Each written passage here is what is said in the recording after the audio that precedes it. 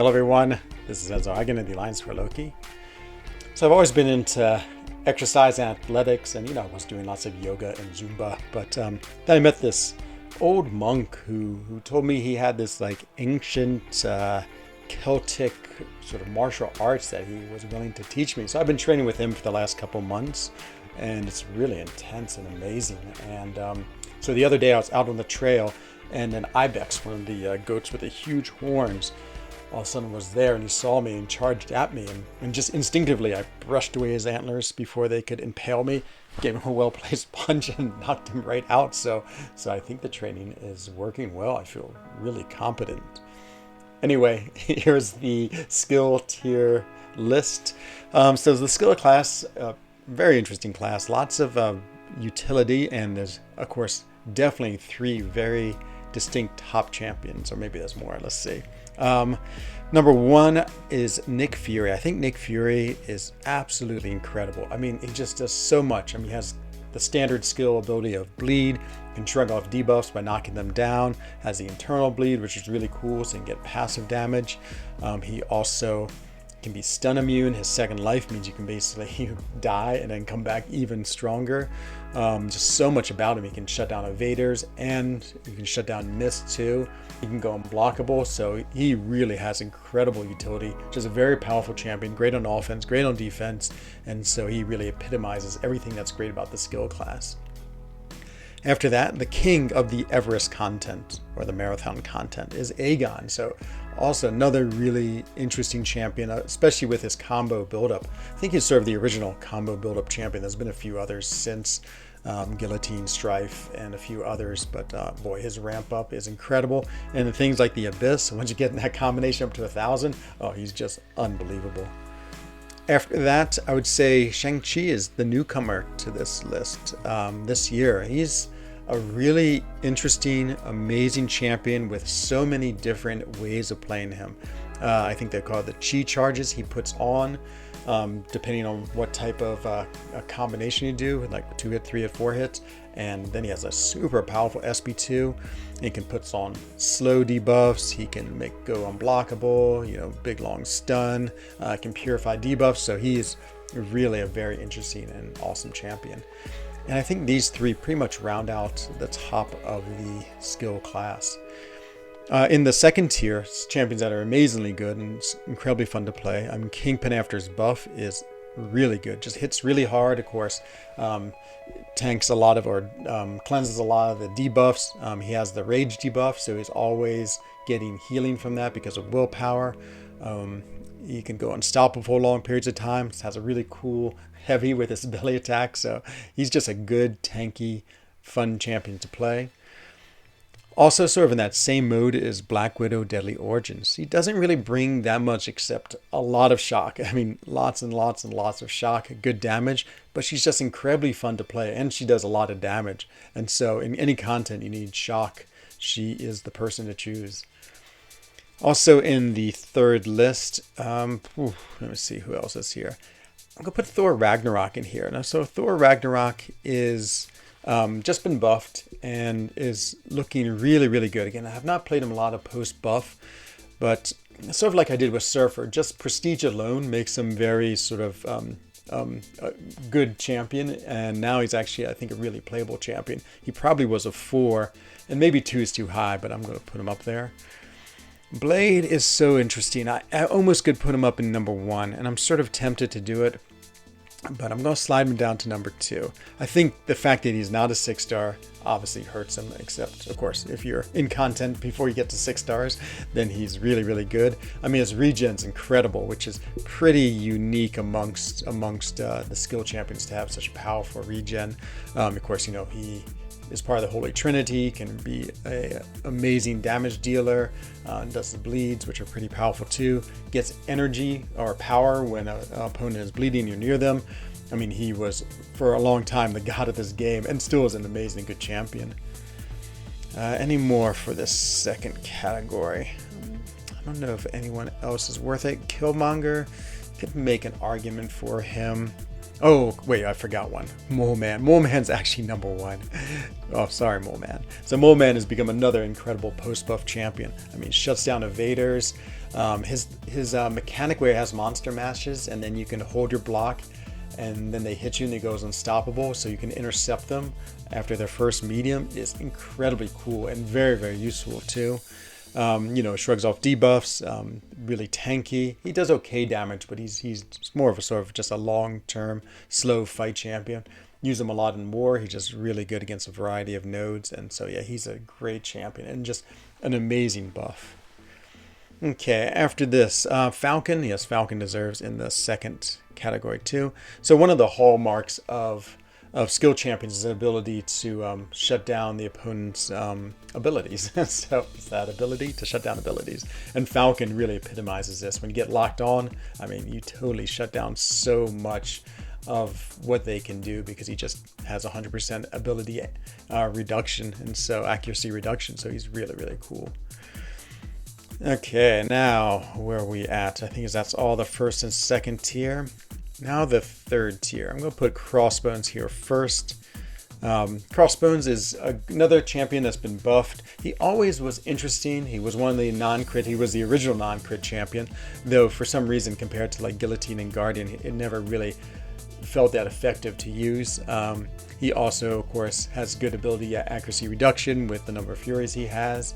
And yeah, he's just got a more strong since his buff. He does better damage and I think a little bit quicker to get the Furies. Killmonger is also, I would say, in the third tier. He's a champion I feel like that a lot of people love him a lot. And so he has a really good following. And for me, he just doesn't quite do anything that well. I mean, he can get the True Strike, but it's short. He can get Unstoppable.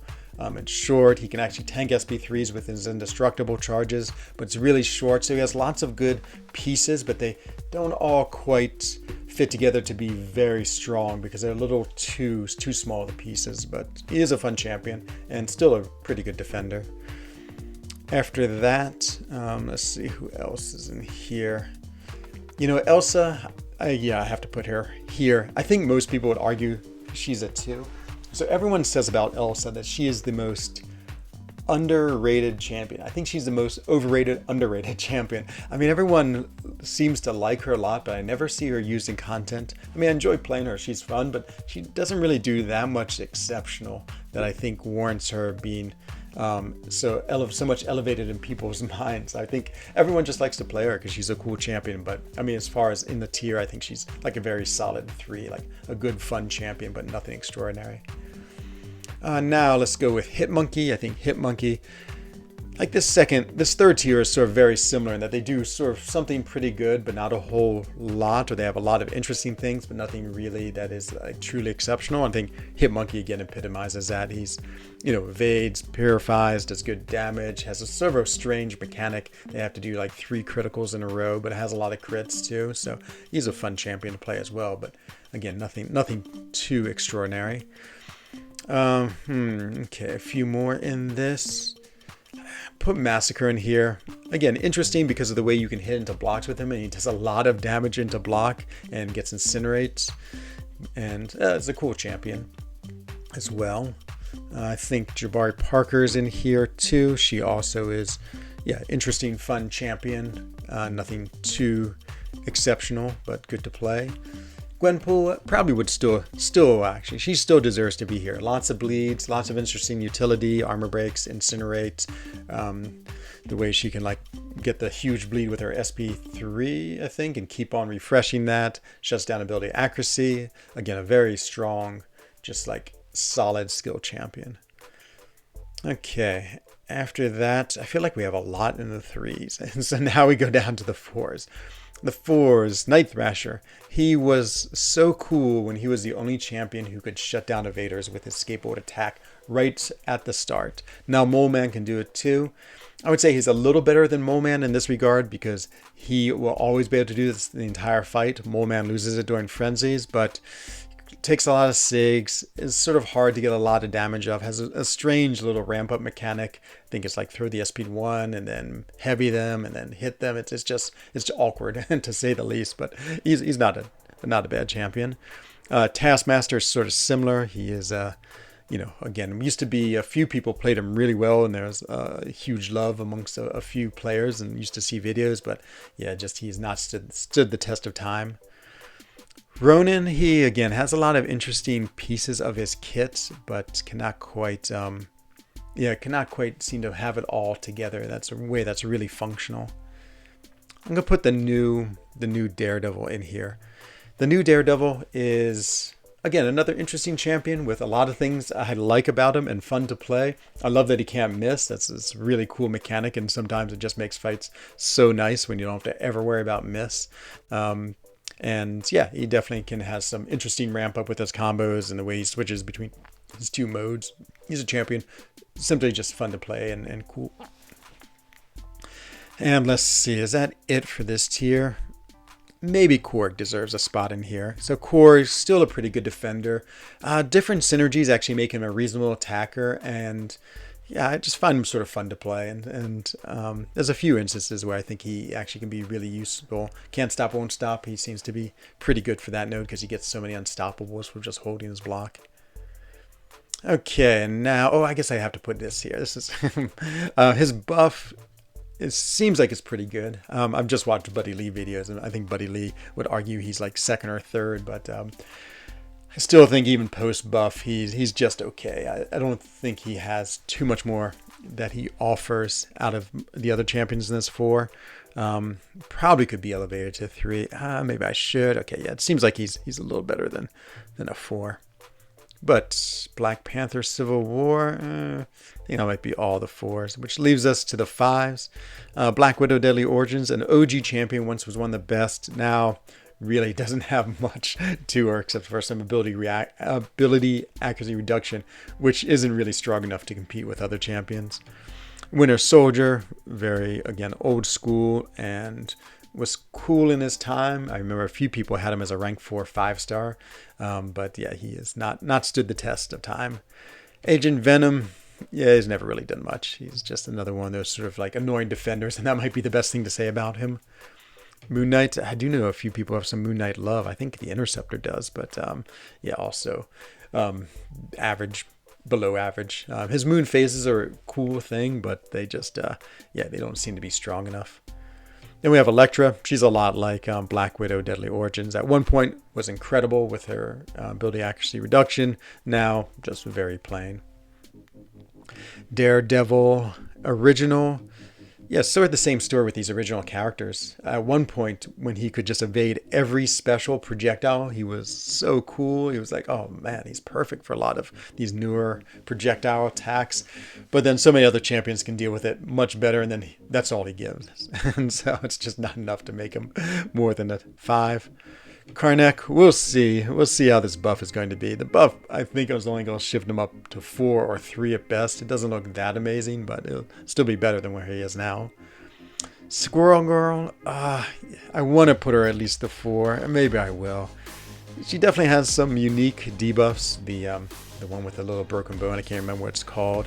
The way she starts with 40 combos is pretty interesting. I can think of a few cases like Prove Yourself where that might be really nice, but yeah, overall, yeah, it's sort of unique and interesting, but I just don't see her used at all anywhere. Probably a 5. Another old school champion. I remember when I did Variant 1, Hawkeye was great because he had bleeds and he was power control, and he was a skill, so you needed him for the mutant skill, but again, many champions do so much better than him. Black Panther Civil War, he is, again, another champion that was unique in the day, but now is just sort of, yeah, just sort of very plain and has one thing that basically he does, and that's it. Has one of the hardest SP1s in the world to deal with, though I always get caught by it. And last, Punisher 2090. Oh no, this is just regular Punisher. A good champion, but he unfortunately doesn't do anything that is at all remotely interesting or unique. He does have a projectile attack that's a little bit annoying to deal with, and that might be the best thing that you can say about him. So there you have it. There's the list for the skill champions, and yeah, as always, whatever your thoughts are, please leave a comment below. I'm always excited to see the comments and what people think. And I think I have one more left, the science class to do, and I'll be back soon with that video. Thank you for watching. Bye-bye.